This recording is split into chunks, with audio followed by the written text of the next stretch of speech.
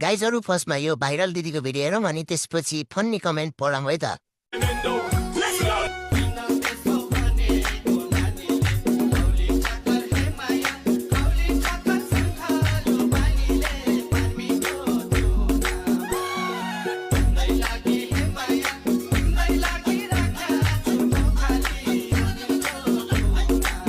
को जरा सबर करो।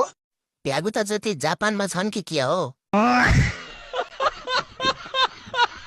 मान्छे पुर्की भयो नि, पोका चाहिँ मैले माने। कुन दिन फुत्किएर जाने भयो यो बहिनीको पनि। कुल देवी देवता बिग्रिएपछि कसको के लाग्छ र? भोगटे खस्छन्, बिस्तारै नाच्नु होला। बिराम भएर सुतेको थिएँ, यो भिडियो हेरेर हाँसेछु। घरको मान्छेले गाईलाई घाँस काट्न पठाए मलाई।